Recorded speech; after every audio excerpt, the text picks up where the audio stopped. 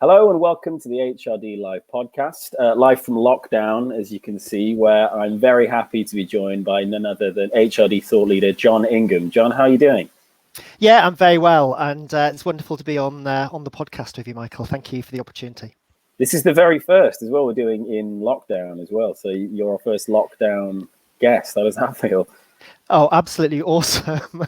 Yeah, no, brilliant. And it's not all things in digital lockdown land are that bad, are they? So it's nice just to be able to dial up and talk rather than trek into London to that rather nice swanky studio we met in last time.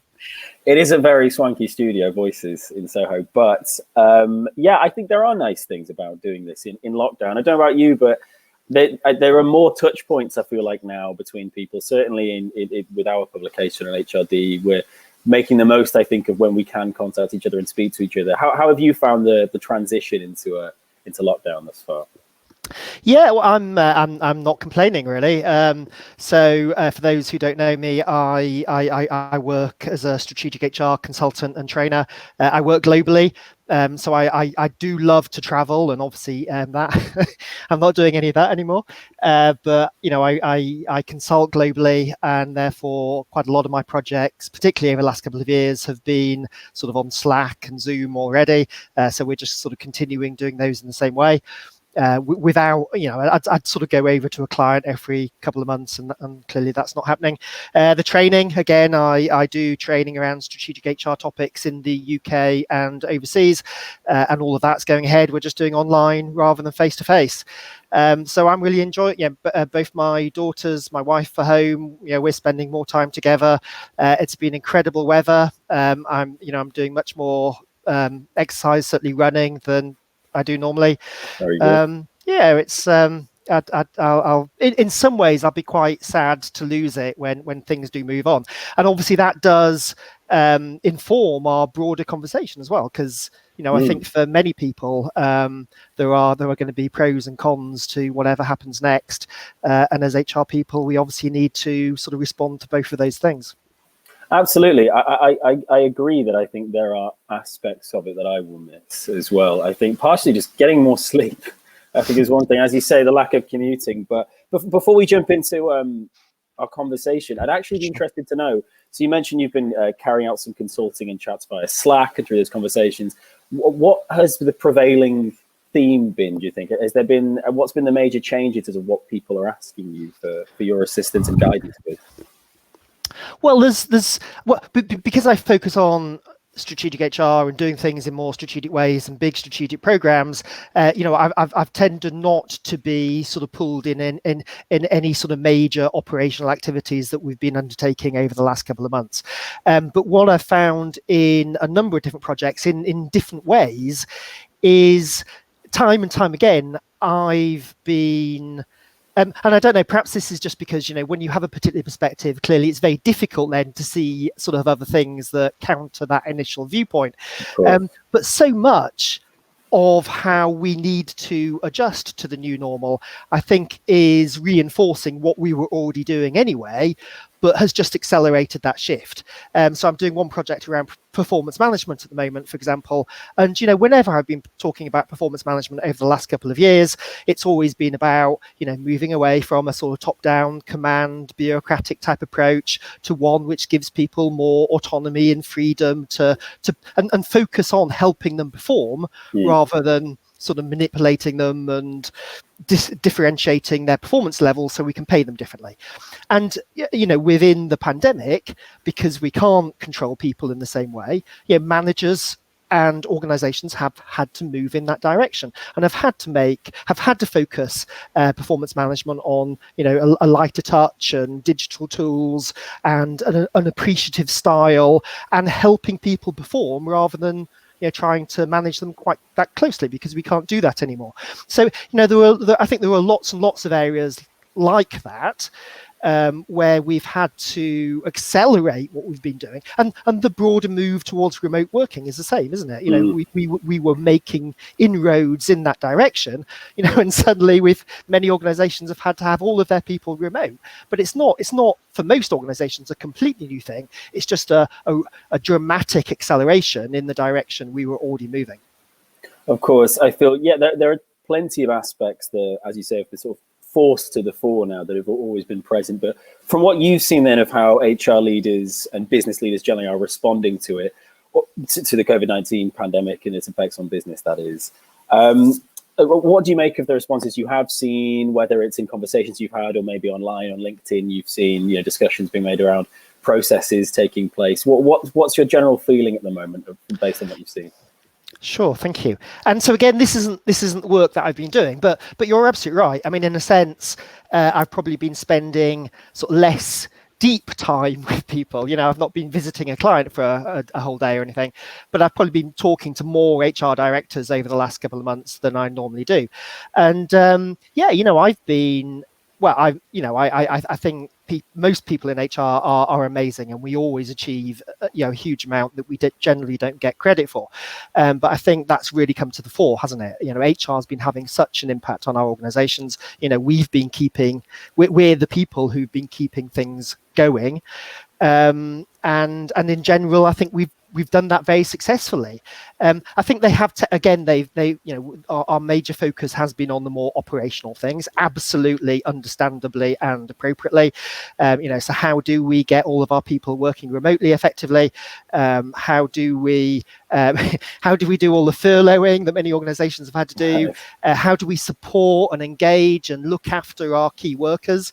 All of those things, really, really important activities, and I think we've done them extremely well.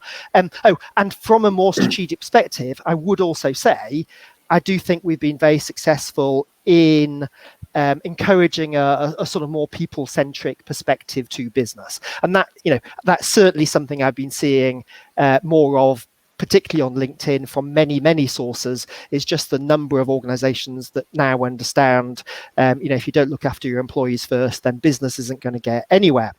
The key for me is, because that's a perspective, to me, that's at the heart of this strategic perspective that I've been promoting for the last decade or couple of decades, really. And the opportunity, and why I think that now HR needs to shift gear slightly and become more focused on this sort of strategic perspective, is we really need to keep that people-centric perspective going forward into helping organizations develop and grow, rather than simply sort of managing the pandemic at the moment. And I do think it was I was a little bit disappointed when I saw the spring update of the Edelman Trust Barometer a couple of days ago, which was saying that only 32% of people in the UK believe that businesses are putting people before profits. So I still think we've got further to go still, and I think HR needs to carry on doing what we've been doing to promote the need to look after our employees, and continue doing that as we move into the next phase of this. Of course, I think it's striking that balance at a time like this must be so difficult for some business leaders, because there is immense pressure on the actual survival of the business. The life of the business itself is at stake. So. Well, it is, but it's not. But okay, but let's not think of it as a balance. So Dave Ulrich talks a lot about this thing about thinking of the environment around us as a paradox, and I think this is one of the best examples of this. The way we succeed, the way we be profitable, the way we keep our businesses in business is by looking after our people, and it's finding ways to do both of those things at the same time. So my last article for HRD Connect was around this fact that we've now got so many people working remotely, but again, from the HRDs I've been talking to, I think most of those people are still working in a very centralized way. They're using distributed technologies, but still to talk within their existing centralized functions. And there's an opportunity there to balance, as you say, or to reconcile the paradox of the short-term focus on remote working and a longer-term, more strategic perspective on creating more effective distributed organizations. So that's what I'm encouraging HRDs to look towards. How do we do the short-term in a way which is building long-term capability too? Of course. You mentioned communication briefly there, and the ways that we're managing to do that at the moment. Again, something which, rather than being fraught at this time, perhaps is actually, as you say, there's possibly a new renaissance in the way that we can communicate with one another and what we prioritize. But what do you think HR leaders should be prioritizing in communicating with workforces right now? What should be the top priority? So again, I'd agree. The HR directors have been doing this really well. We have managed to keep our people's engagement and trust, and I think those have increased during the pandemic, which hasn't been easy to do.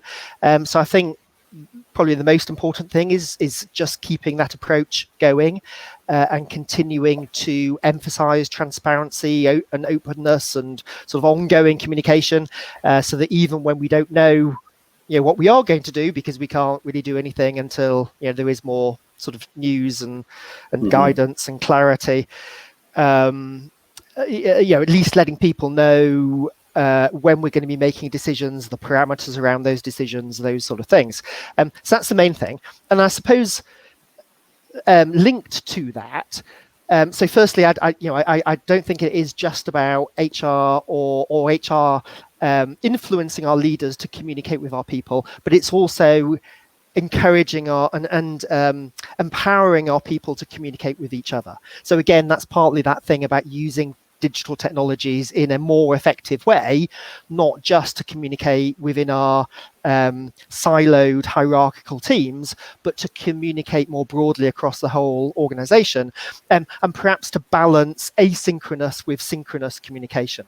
So again, there's I've seen a couple of bits of data points over the last couple of weeks suggesting that people are being interrupted more working at home when they were sitting next to each other, and are spending even more time on meetings. And again, one of my recent pieces for you was about we were doing too many meetings anyway, and we're continuing to do that. We to an extent we have remodeled this sort of I don't whether you call it the new normal that we're in now, or whether this is a sort of temporary blip before the new normal, but the way we're working at the moment has sort of taken the way we were working and just sort of remodeled it in digital. And I think we can do that more effectively particularly through things like asynchronous digital technology, so using things like whiteboards and collaborative documents and so on. We don't need a meeting for everything, and we need to be a bit smarter about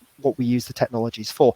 And then the thing that links to that as well, once we've got more of a engaged involved workforce, is to ensure that we can involve them in planning for the new normal as well. That we're not just trying to do this to them. Particularly, there are, and I suppose I may have been giving perhaps a slightly optimistic bent to our discussion so far. Clearly, there are lots of businesses around which are in huge, dire difficulties, and even those organizations where that perhaps are looking forward and they can see that business is going to be even more in demand in the future than it is now. Most businesses still have a very difficult journey to get to that point, and we need to be focusing more than we've ever done in the past in involving all of our people in generating new ideas, opportunities, potential innovations that are going to take our business forward. And that's only going to come if we get all of our people communicating together, and pitching in and building our response to the new normal as a whole organization, with everybody contributing towards that.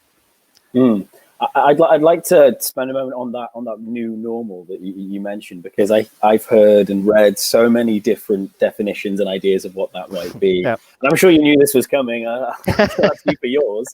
But also, I think that there's all this talk around how businesses are going to change and employee expectations will be so different, and how it's going to change so much.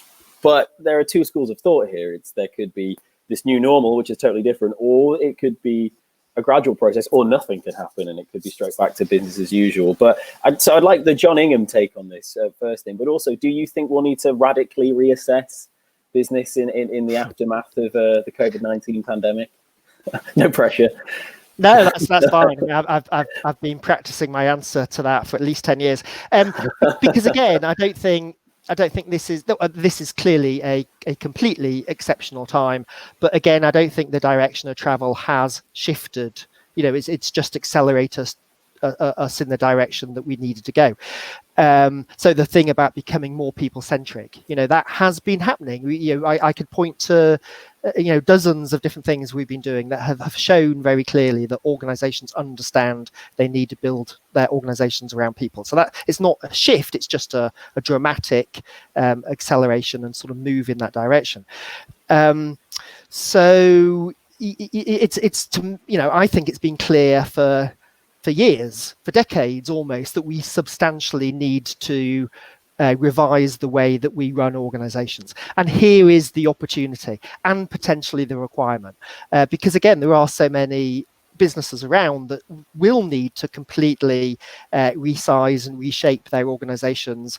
And by the way, all of those other things that we were talking about up to a couple of months ago around digital transformation and the future of work and the fourth industrial revolution, none of those have gone away. So we, as we reshape, we really need to be taking account of where we need to go and ensuring that we're building organizations which are fit for the future and not just making the best out of the bad situation today. So I think even if we don't see even if we don't want to use this as an opportunity to build in all the transformations which we could do, I still think there's a requirement to change and to shift the way that things are done. And then if we start being a little bit more ambitious, a couple of key priorities for me would be blending the physical and the digital workplace. I think as people go back, it's going to be really interesting how we so again, seeing that as a paradox, how do we get the best out of both of those sort of modes of work, looking at the way that we organize people. I think one of the interesting things about the pandemic is the number of organizations which have perhaps moved away slightly from a vertical perspective to a more horizontal, cross-functional way of working, particularly around the sort of crisis response, and have given those teams a lot more autonomy to work in their own way and sort of network across the organization. And I'm hoping that those sort of ways of organizing won't get lost, because they've shown themselves as being really effective, and they can be really effective going into the new normal as well as simply coping with the difficulties we've experienced. And also, if we want that more innovative environment that I was describing, where all of our employees are contributing to the future of our organizations, we also need that sort of more networked approach. So I think changing the way we organize, becoming more team-based, becoming more network-based, looking at different opportunities for how and where and in what way people work, and embedding all of that in a much more people-centric approach, and ensuring all of our HR processes, come to our employees with a shift in the sort of central principles that they're based around. The things which everybody's talking about today. The well-being of our people, giving people autonomy so they can get whatever work they need to be done, allowing them to work flexibly, trusting them to work. Those need to be the core principles and tenets of the way that we move forward as well. We need to take many organizations need to take all of our HR processes, our whole HR architecture, and consider them and compare them against those fundamental principles. And in many cases, those two things don't add up. If we want our organizations based on those principles, we're going to have to go back to basics in HR and redesign up from scratch how we get HR work done. Of course, there are so many brilliant points there. We might have to do a second podcast, I think, to go into some of those points, because there's so many. But if you wouldn't mind, but speaking of that redesigning then and restructuring, I think after this there will be some adaptation needing to be done, whether from wherever that comes in business, who knows, but HR leaders, business leaders are going to need to adapt in some sense. Obviously, we're not entirely sure what that new normal is going to look like, but how would you recommend that business leaders begin to adapt in that new normal? Do you think, is there a mindset change that needs to take place here, or is there, what might that look like, do you think? Yes, I think there is a mindset shift. I mean, that goes back to, there's still a lot of organizations that still do need to be more people-centric and put their people before profits. I think there's more preparation, perhaps more scenario planning we need to be doing about sort of how things are going to develop. And then that mindset shift needs to be articulated through these principles I was talking about before, and then the whole organization based around that. And as we're making that shift happen, I do think there are going to be some interesting dilemmas and paradoxes to work through.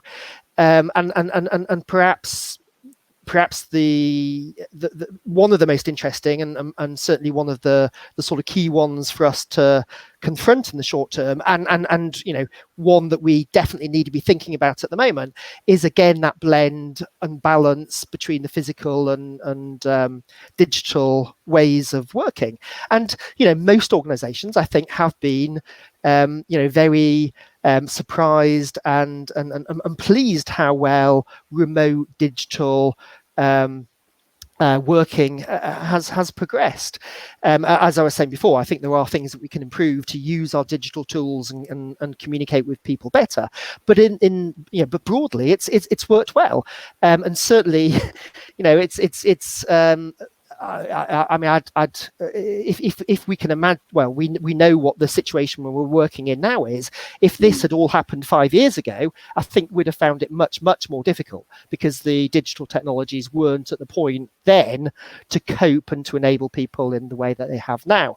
Right. So the last thing we want to do is to forget about all of that, and most of our people don't want to forget about it. As we were talking about at the beginning, people have experienced real positives about working remotely, and it's been better for our well-being for some of us, and we've been able to get more done for some of us, and just going back now and sort of telling all of our people, well, forget all of that, we want you to come into the office and your supervisor will be paying a bit more attention to you. It makes no sense whatsoever. And in fact, so I mean, I've just been reading this recent report from the Adam Smith Institute suggest that their suggestion of bringing people back into the office is this sort of 4 days on, 10 days off thing. So people, right, yeah, that's been around for a little while. Well, this thing about sort of red and blue teams and or and similar ideas that we're going to have to put sort of perspex partitions up across the office so that these sort of open plan cubicles now become self-contained offices again, and it's just complete nonsense. No, I mean, it really is. It's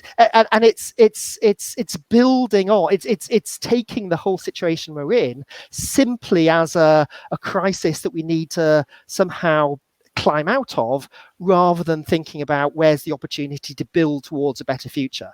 And yes, part of it is just enabling us to bring some people back to work and to get them doing work that's physically co-located. But we need to do that in a sensible and effective way. And it's actually much harder to manage an organization where half your people are co-located and half of them are remote than to manage an organization where everybody is one or the other of those two. Right. So just to sort of take a slice through the whole organization makes no sense. Or to have certain teams that are in the office 1 week and then they don't see half the organization. It's just going to increase the siloization that we were experiencing before. So what we need to do is to build on the empowerment and trust and flexibility that we've been seeing over the last couple of months, and give individuals and teams and networks across the organization much more choice about when is going to be sensible for them to come back into the office and what way they do that. And personally, I just don't see that just having a smaller number of desks broadly dispersed across the office is going to help. I think we're just going to kick out all of that paraphernalia, so that people can just come in and, a team or something can sit in a nice big socially distant circle and focus on the work that they can't get done digitally. That's going to be the key. Right. It's really understanding and doing all of those sort of physical community things that the office used to be really good for is going to be harder, because we are going to have to socially isolate for a period of time. But we need to think through, what is digital good for? What is the physical environment good for, and how do we use those in a sensible way that isn't just about getting people back in the office, but is about is building a more effective organization for the future of work as well. Fantastic. I think that's an amazing note to end on, to be honest, Jon. We could keep going for a while, but that's absolutely fantastic. Thank you so much for joining me on the very first lockdown edition of HRD Live. Before we wrap up, do you have any tips for those of us in lockdown out there, just how to survive? How are you getting on? Yeah, well, as I was saying at the beginning, I've been quite enjoying it, I must admit. But I recognise that not everybody has found it that easy. My daughter upstairs sleeps in every day till 4 o'clock, and she's That's impressive. 4 o'clock is impressive. Desperately missing her friends and the opportunity to get out. So and we've got older daughters, so the sort of the difficulties and disruptions that particularly those with younger children are having, we don't have to deal with. But for me, it's just about responding flexibly. Some things I do are fine, they can continue. Some things I've need to put on hold. Other things just got cancelled a couple of months ago. But you react and respond and sort of build a new way forward. And I think that's what HR needs to do as well. Fantastic. Thank you so much, Jon Ingham, for joining us on the podcast. I hope you can join us again very soon. Cheers, Michael.